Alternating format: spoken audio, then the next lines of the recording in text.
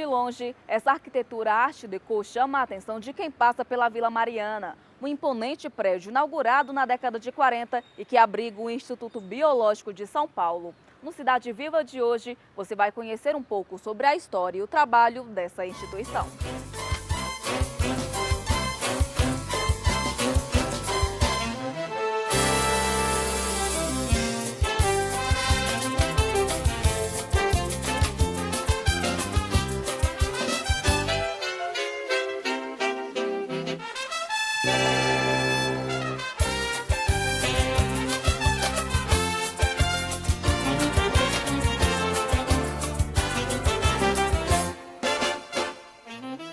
O Instituto Biológico de Defesa Agrícola e Animal foi criado em 1927 pelo governo do estado de São Paulo.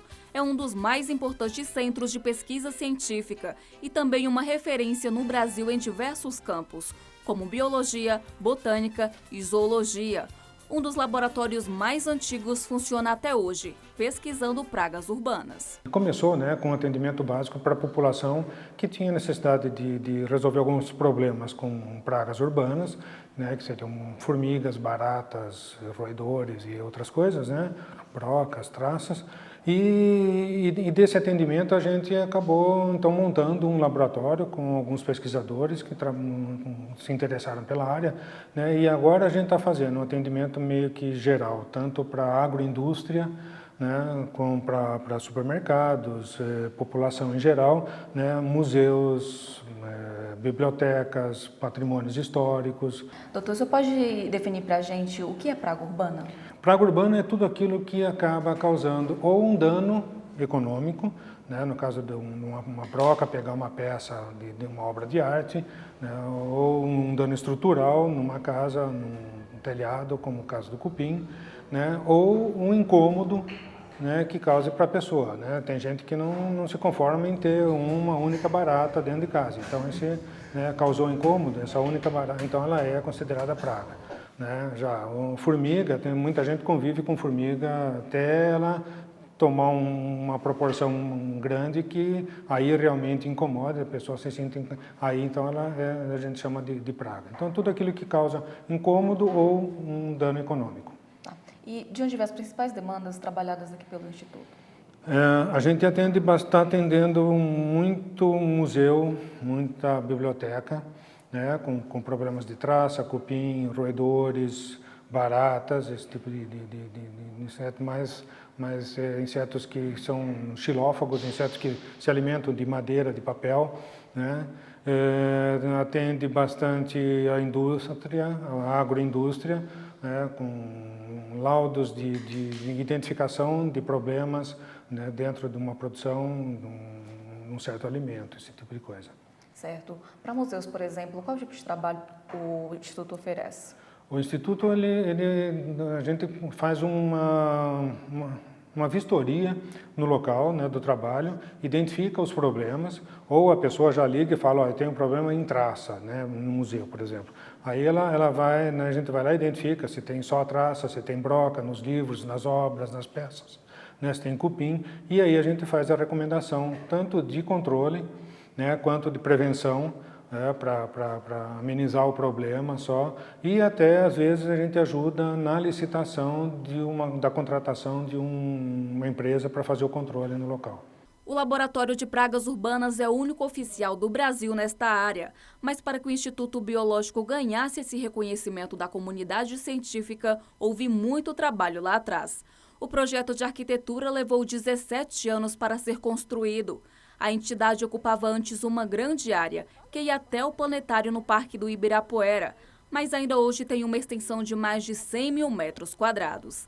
Além de receber uma grande demanda da indústria e do mercado, o Instituto também atende a população. Tem uma procura boa até da população que acaba encontrando esses problemas em alimentos, e é muito fácil ter uma infestação, uma contaminação de alimento, porque você tem traças, você tem brocas que infestam qualquer tipo de alimento, de chocolate em pó, barra de chocolate, barra de cereal, café, trigo, farinhas, fubá, macarrão, arroz, feijão. Então, tem uma variedade grande de alimentos que podem ser infestados, tanto na casa do consumidor mesmo, porque ele já trouxe para dentro de casa algum alimento contaminado, e daí ele contamina os outros, né? Ou ele traz do supermercado, que é muito comum também ter essa infestação. Então, para a saúde da pessoa, ter contato com esse tipo de praga traz algum dano? Normalmente não tem nenhuma praga assim mesmo que ela consuma o alimento com caruncho, por exemplo, né, vai trazer algum problema, né? Aliás, eu costumo dizer que a gente já comeu muita traça, muito caruncho, muita coisa, tanto em arroz, macarrão, feijão, né, cozinha né, e come, né, sem saber. Então, normalmente não tem. Pode ter algum problema se houver, por exemplo, uma infestação muito grande e daí você tem uma contaminação por fungo no alimento. Aí, então, mas aí o problema é do fungo e não do inseto. O problema é a quantidade de inseto que promoveu aí a entrada do fungo e o desenvolvimento do fungo naquele alimento. O Laboratório de Pragas Urbanas tem 4 pesquisadores e também recebe demandas de museus e bibliotecas. Aqui tem uma série de exemplos de onde esses insetos podem se manifestar. Aqui tem alguns exemplos, né, de dano de cupim. Né? Isso aqui é um cupim de madeira seca que sobrou só uma casquinha de uma goiabeira, que é considerada uma madeira dura. Né? Isso aqui é uma parte de um caibro, de uma construção, onde cupim comeu toda a parte mais macia da madeira, né? São anéis, então a parte mais macia o cupim comeu, a parte mais dura preservou. Né? Isso aqui é um exemplo de broca, né? Do ataque de broca, também numa jabuticabeira, que é uma madeira bastante dura também, mas essa jabuticabeira secou, morreu por causa do ataque muito intenso de um coleóptero, de uma broca grande que comeu todo o galho da árvore. Então, por fora, ele está intacto. Ele tem algumas marcas de algum outro tipo de broca, mas o que causou na morte da planta foi esse ataque intenso por dentro. Né? Isso aqui também é cupim, né? Tem uma ideia do dano que ele causa dentro isso aqui é um tronco, um galho grosso, né? Mata a planta, né? Mata. Essa aqui é uma jabuticabeira também, que com broca, para a gente ter uma ideia da extensão do dano, né? Como é que ele pode... Né? E uma coisa dessa aqui, você tira a estrutura da árvore. Então, uma chuva mais forte, um vento, ou qualquer abalo que tenha, né? Você tem galhos caindo ou a própria árvore caindo, né? E isso... diversos tipos de acidentes, né? Ou no mínimo um transtorno derrubando poste, fiação. Isso aqui é dano de cupim em livros, né? O estado que, se não houver uma prevenção, como é que você pode encontrar um dia a tua biblioteca, né? E se a biblioteca estava assim, a parte estrutural, às vezes, da prateleira ou do próprio prédio também já está comprometido. Né? E isso aqui é um dano de broca em livros também, que daí é um besourinho pequeno que ele, né, mas ele comeu a lombada do livro, ele gosta muito da cola que fica aqui, né, e ele acaba estragando todo, né, isso aqui também é broca, tem todo o dano dentro do livro. E isso aqui é outra coisa que a gente faz também, porque esse negócio ele veio da Indonésia, né, essa estatueta. E esses furos, né, esse dano é dano de broca. Você tem brocas que são nossas e tem brocas de outras espécies, que a gente não sabe qual, e que não deveriam entrar no Brasil. Né? Então, dentro desse material, que tipo de broca, né, que tipo de besourinho fez esse estrago? Né? Nós já temos ele aqui, a gente vai ter uma praga nova, porque se isso aqui veio lá da Indonésia, infestado de bicho, e aqui eles se transformaram em adultos e saíram voando por aí, eles podem infestar outras coisas e isso pode ser uma praga importante, né, dentro da preservação de qualquer uma peça de madeira que você tenha dentro de casa ou qualquer lugar.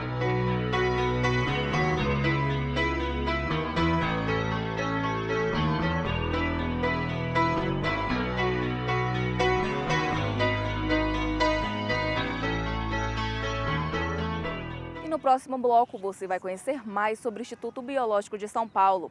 Fique com a gente, o Cidade Viva volta já já.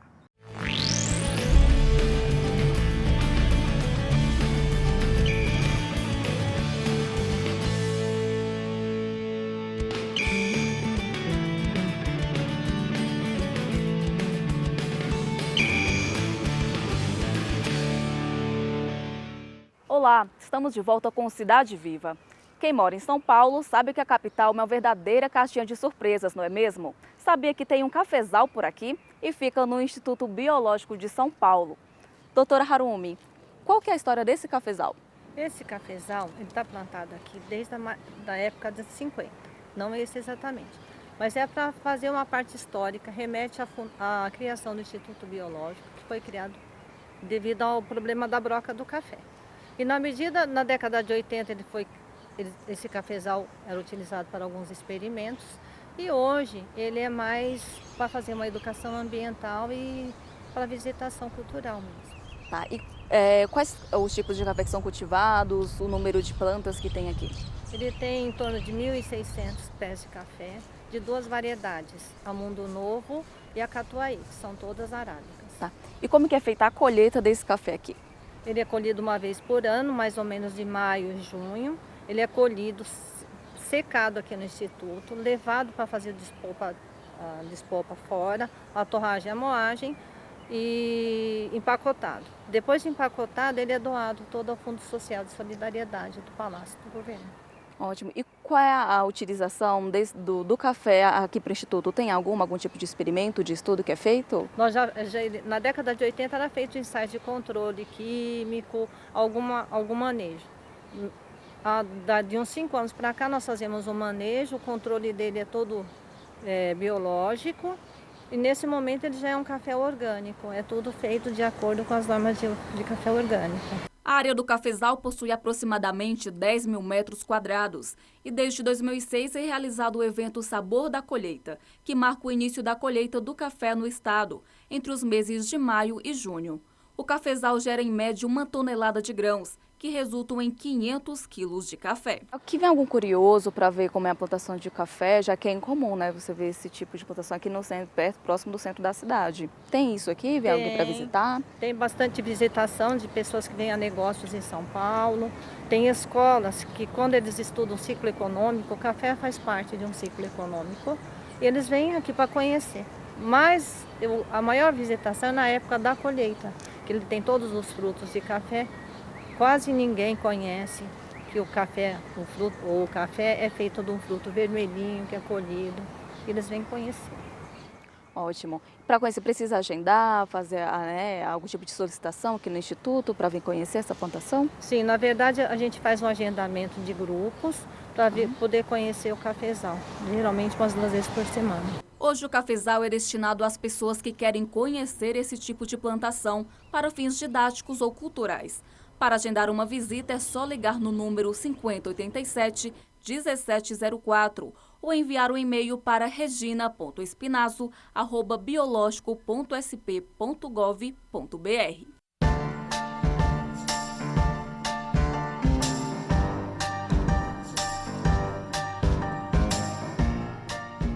A instituição se renova ao longo do tempo e abre portas para novos campos de estudos. São 7 centros de pesquisa e o mais novo laboratório criado aqui trata justamente das doenças que podem afetar as plantas. Doutora Eliana, você pode explicar qual o trabalho que é feito aqui nesse laboratório?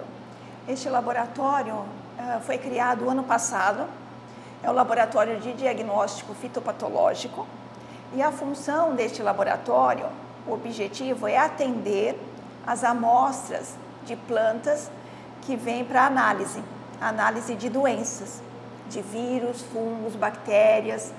Então, ele recebe neste laboratório as amostras provenientes do Ministério da Agricultura, amostras que foram coletadas em fronteiras e portos, aeroportos, para verificação de que se há doença ou não nessas amostras vegetais.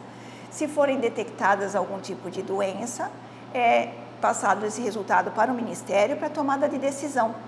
Se esse material pode entrar no Brasil para comercialização e ou plantio.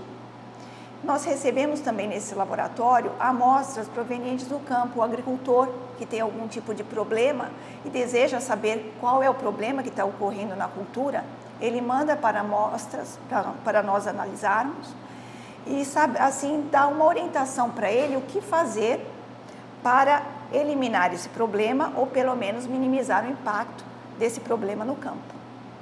E a análise desse material que vem de fora, né, dessa parte da agricultura, do Ministério, isso é feito no mundo inteiro, né? É no mundo inteiro, é um processo que tem um acordo internacional em que todo o trânsito vegetal que chega num país, seja para consumo ou para plantio, ou mesmo para indústria, essas amostras elas têm que passar por uma série de análises. Porque esse acordo internacional, ele prevê que não pode entrar pragas que não ocorram no país. Uma praga que a gente chama exótica é aquela que não ocorre no país e se ela se estabelece no país, ela pode dizimar inúmeras culturas, causando um grande prejuízo econômico. Então, esse acordo internacional, ele rege que todo material vegetal, ao chegar no país que fez essa importação, ele tem que passar por uma série de análises. E o Ministério de cada país toma a decisão quanto à entrada desse material ou refúgio desse material. Qualquer tipo de planta, como que é essa especificação? Nós recebemos qualquer tipo de plantas, sementes, bulbos, tubérculos, partes vegetais. Claro que se vier do campo, nós recebemos também raízes, plantas inteiras. Se é do comércio internacional, não pode, por exemplo, circular solo. É proibido internacionalmente o trânsito de solos. Então, solo não é analisado nesses materiais que vêm de importação, por exemplo. Mas nós atendemos ao produtor com análise também de solo, quanto a doenças, né, nesse solo. Então, todas as partes da planta nós analisamos. Doutora Eliana, para o pequeno produtor, depois de identificado uma doença, tem uma orientação para ele como combater, o que ele tem que fazer? Isso é necessário, como a parte humana também, quando nós fazemos um exame de sangue e passamos esse resultado para o médico orientar o que fazer, se tomar remédio, que medicação tomar, nós também fazemos o mesmo procedimento. Nós identificamos a doença que tem ali o patógeno, qual é o vírus, o fungo, a bactéria presente e damos para o produtor uma orientação do que fazer. Claro que dentro de toda a legalidade. Se é um produto químico que vai ser recomendado, esse produto químico tem que ter um registro no Ministério da Agricultura e está autorizado para aquela cultura. Então, nós damos todas as orientações legais para o produtor quanto a essa doença presente no campo. Doutora, você falou que esse laboratório foi criado há pouco tempo, né, no ano passado. Queria saber qual é a importância dele para o Instituto. Esse laboratório ele é estratégico, não só para o Instituto Biológico, mas como para toda a agricultura no setor, porque nos anos anteriores o Instituto Biológico já tinha essa atribuição de atender tanto ao Ministério da Agricultura, fazendo essas análises, quanto também ao pequeno produtor. É que por condições internacionais, o Ministério repassou para os laboratórios que fazem essas análises que seguissem um sistema de gestão da qualidade laboratorial, que é a ISO 17025, com acreditação junto ao Inmetro. Então, nós, estrategicamente, no Instituto Biológico, reunimos todas as análises que eram feitas individualmente nos laboratórios num único espaço, por uma questão de agilização de recursos, de tempo, de reunir num único espaço todos os profissionais de diferentes áreas que antes eram separados em diferentes laboratórios e que agora estão reunidos num único espaço. Isso é importante porque a tomada de decisão quanto à análise que vai ser realizada ou quanto à condição dessa amostra que chega é mais imediata, porque estão todos presentes quando chega uma amostra para uma tomada de decisão, se aquela amostra está em condição de análise, que análise vai ser feita inicialmente, isso para minimizar o tempo de resposta, que é muito importante, um curto espaço de tempo, para responder tanto ao Ministério como ao produtor, quanto a agilização de reagentes e maximizar as ações a serem tomadas. O Instituto também abriga um espaço muito interessante e curioso, que pode dar arrepio em algumas pessoas, mas que proporciona também muito aprendizado. É o Jardim Zoológico de Insetos do Brasil, que exibe a exposição permanente Planeta Inseto. Quando que surgiu a ideia de criar esse museu? Esse museu foi criado em dezembro de 2010. A intenção era de poder dar esclarecimentos da importância dos insetos, sobre o meio ambiente, sobre diversidade e também para poder desmistificar todos os conceitos que a população tem sobre insetos. E como que surgiu essa ideia? Essa ideia, o Instituto tem um grupo que trabalha com insetos e a gente tinha muita informação e às vezes as informações eram muito truncadas e a gente queria dar toda a informação, mesmo do resultado de pesquisa, do que é feito com insetos, para a população. Então, fazemos assim, promover educação ambiental, poder explicar que inseto tem diversidade de tamanho, de função, de que eles tenham, vamos dizer assim, eles são agentes de controle biológico, eles têm uma importância bastante grande no ambiente, além de serem, assim, em termos de seres vivos, serem a maior população do planeta. E qual que é a relação que o Instituto mantém com o museu, com esse espaço? Então, no espaço, o museu, com os insetos, nós queremos, além de desmistificar, fazer essa interação das crianças poderem conhecer os insetos, poder manusear, poder ver, né? Com tudo isso, fica mais fácil a educação não formal. É possível ver de perto várias espécies de abelhas, formigas, lagartas, borboletas. Disse esse inseto aí não parece um graveto. Parece, e é a forma de o bicho-pau se camuflar no meio dos galhos e se esconder dos predadores. O público também recebe informações sobre o quanto esses animais estão presentes no cotidiano e a importância deles para o ambiente, a produção de alimentos e a saúde humana.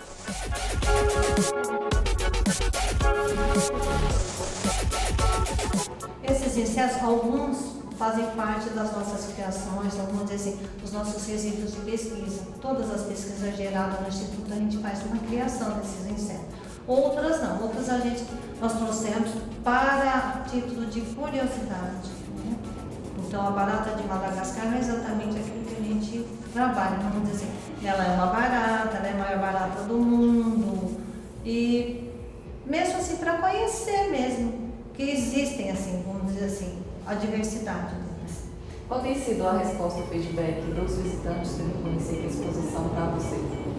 A resposta é sempre boa, a gente sempre tem conseguido, a nossa meta é sempre ter a explicação tal que toda pessoa que venha consiga ir com uma riqueza de conhecimento e que também possa tirar aquela imagem de que tudo inseto é ruim.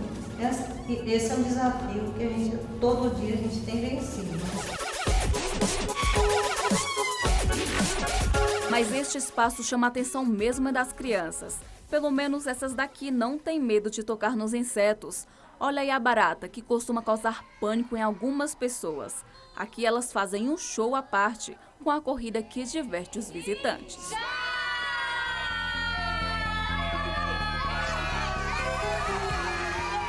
O Museu do Instituto Biológico fica na Avenida Dr. Dante Pazanese, número 604, próximo à estação Ana Rosa do metrô.